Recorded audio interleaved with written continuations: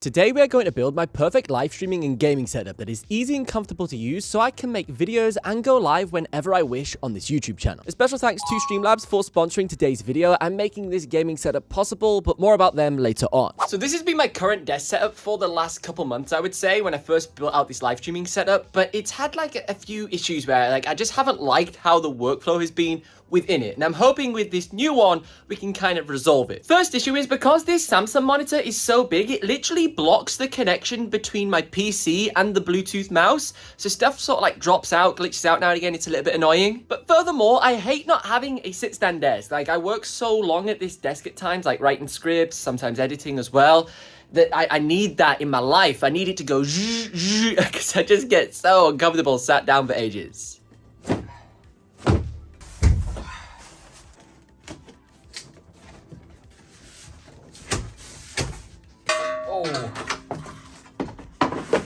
So we'll first start with just building the desk, and then we'll worry about dismantling my old setup at the end, and we'll just sort of transfer it over to the new area, and it should be the easiest way to do this. I'm going to remove that super cheap desk that I bought for the Minecraft gaming setup video that literally cost me around like $70. It was unbelievable. Really good desk for the money, but we'll take it out of the room finally and move on.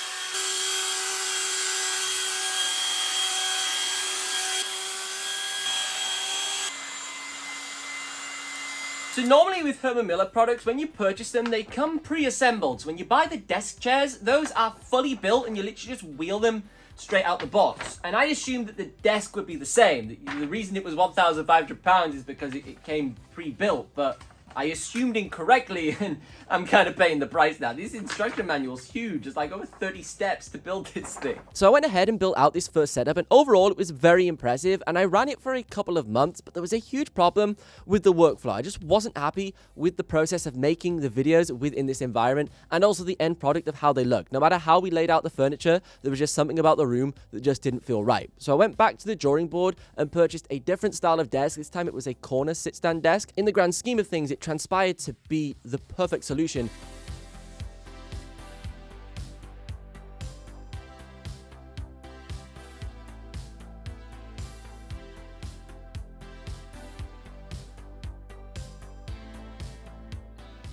So I'm just now trying to figure out what the layout of the cameras are going to look like. I'm really liking the shape of this corner desk. I think it's going to work pretty well. And I think the main camera angle for this room will be here. So we sort of got the backdrop. We can even display things on the TV screen behind me.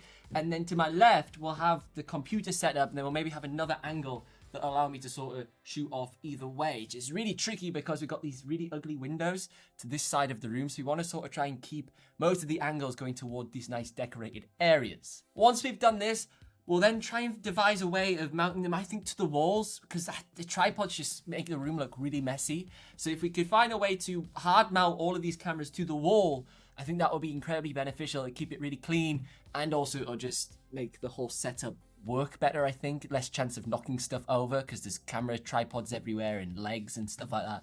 So that's the plan of attack. Now, because Streamlabs is cross-compatible, working on both Windows and Mac OS, this is going to allow me to have a very simple setup in this middle room. Instead of me having to go out and build another gaming PC, add a bunch of capture cards inside of it, I can just literally use my M1 Mac Mini, which I've just had lying around the studios, and throw some USB capture cards straight into the back of it and just get that up and running for very simplistic talking head setup. So I can use this for filming tutorials, YouTube videos, and potentially just very basic live streaming with some screen capture features that are available within Streamlabs. So I think we're going to actually move the gaming setup into this room here. It's not working in that middle room, and we need a little bit more space for all of the stuff that I actually want to use. So we're tearing this entire tech set down completely, and we're going to start fresh. We're going to clear the whole room out and then rebuild it from the ground up.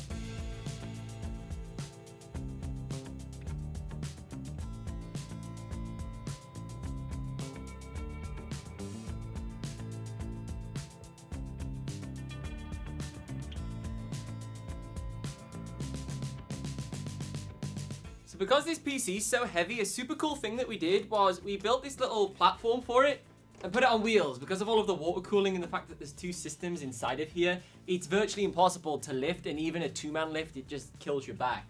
So this has made it so much easier for me to just wheel it around the studio and get it into places where we need it. So I'm thinking that we can turn this shelving unit into almost like a display cabinet for all of our different consoles. And then we can route each console down to our HDMI switcher here, which has 8 inputs, so we can connect literally everything to this. And then just run one single HDMI out from here, maybe through the ceiling or on the floor, I'll figure that out, over to basically the master PC over there into the capture cards and so on. Just literally one HDMI cable rather than routing like eight cables over things to keep it super simple. Then that'll allow us with the little remote or with these buttons here, just literally switch between the various devices that we want to currently play on stream or in the gaming videos that I'm recording. This should make it incredibly efficient because I can literally within a press of a button switch from playing the PS5 over to the Xbox, over to the PS4, even the PS3, Xbox 360, whatever games we're playing, we can do it on whatever generation.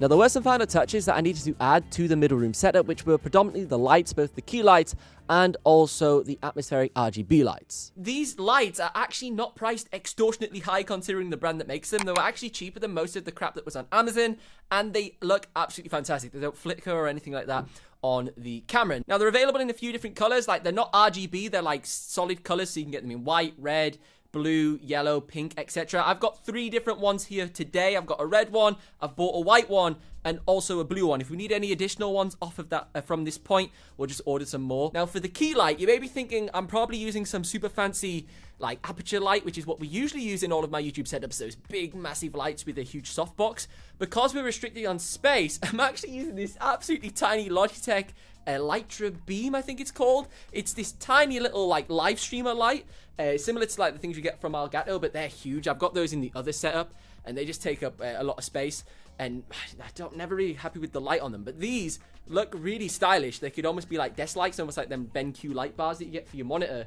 But they diffuse the light beautifully. You'd think you would have a huge light source here, the way it works. It's also got some RGB effects. We can link that up with Logitech G Hub, so many different things. So I'm going to pick up a few different ones of these, maybe 3 or 4, scatter them around the room, and probably use these as our main light sources.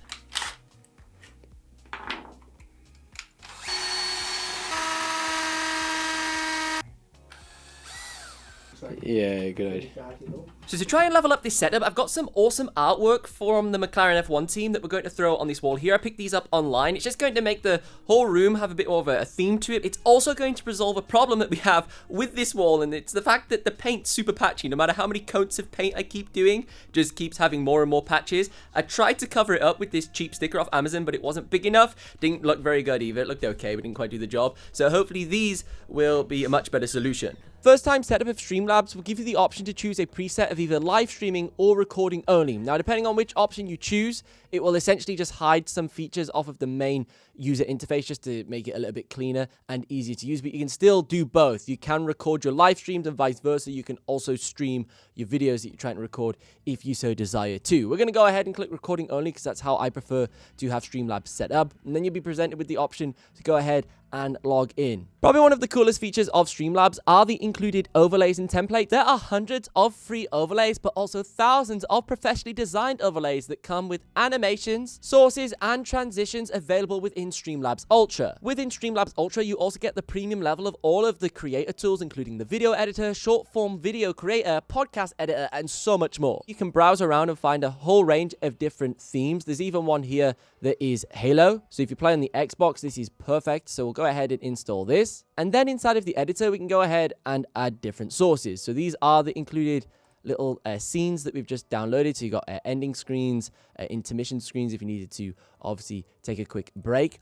Now here we could go ahead on the live scene and we can change out some of these different sources. So we could add our own sources with this little plus icon, and these are some of the different ones that are available. You can add images, like PNG images, JPEGs. You can add text on screen. You can add different widgets that include subscription goals, all those types of things that you see on Twitch streamers overlays when you're watching on there. This is all possible within Streamlabs. Something dead simple you could add is a screen capture and of course a video capture device. This would be the webcam that is going to show you, and obviously the screen capture would be what is currently on your PC. Now we currently already have some of these sources pre-added within this template. So I could add my own. I could just click video capture device, add source, and then from here I could add a new source, name it what I would like, camera, and then click add source, and then I could choose the source of that camera, which is my Camlink 4K, a USB stick that we currently have connected. Then I can tweak some settings, FPS of the camera, which is currently 25 FPS, or we could have it match the output FPS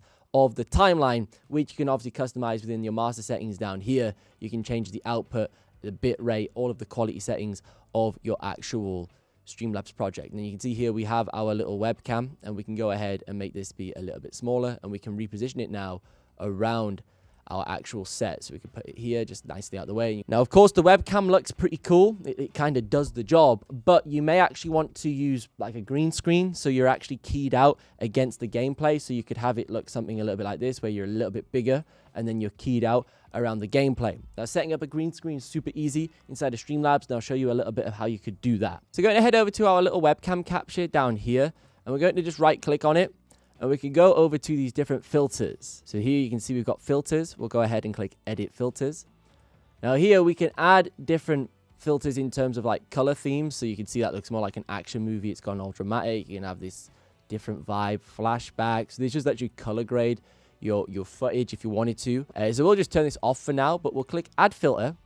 And here we can add a couple of different things. But we want to go ahead and use color key. And if we click add, this now gives us the option to key out a green screen. And as you just seen right there, that took less than 5 minutes to set up and configure the live stream with a game capture source for our console or our screen recording, and also a main camera capture source as well, utilizing a green screen. So pretty much everything you would need right there. Add a microphone into the mix, and you could go live on Twitch and start your live streaming career, or just record YouTube videos in a similar style like I do, utilizing all of those features that I just showed you. I personally have been using Streamlabs for over a year, almost 2 years now, I would say, when it comes to capturing all of our screen recordings within our videos, also capturing gameplay from our Xboxes and PS5s when we're doing product review videos, so we can actually show high quality gameplay. And finally as well, I use it for all of my online educational content when I'm making courses on Skillshare, whether that be courses on my music channel, different topics. I use Streamlabs as the main capture sources for that, because I can capture the screen recording, I can record all of the audio into the same file, hook up multiple different camera angles and have them all synced up, so I don't need to manage lots of different separate files when it comes to the editing.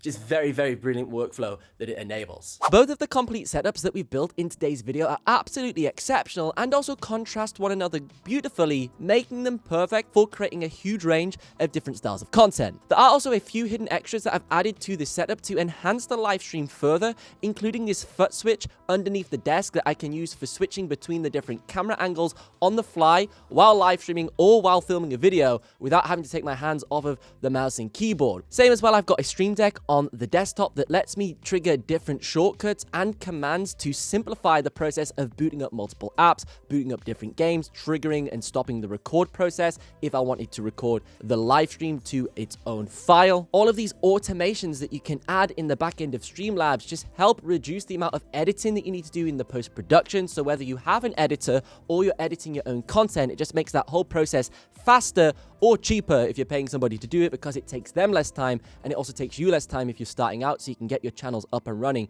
way quicker. Streamlabs also has some crazy AI tools and features that allow you to take clips out of your live streams that helps you scale up the amount of content that you're producing and uploading onto your various social media platforms. And I think it's very wise and clever for new content creators to leverage tools like this that makes their life easier and also encourages them to start creating content and streaming, because it removes so much friction from the process, because it simplifies it and makes it very easy and understandable for anyone to get started. I'll leave a link down below in the video description that will let you sign up to Streamlabs. It is completely free, and they do also have a paid tier if you want to have some of the premium features and additional stuff that it can do. But as always, I've been Ben Rollins. Thank you so much for watching. Be sure to like and subscribe to the channel for more videos just like this, and I will see you in the next one.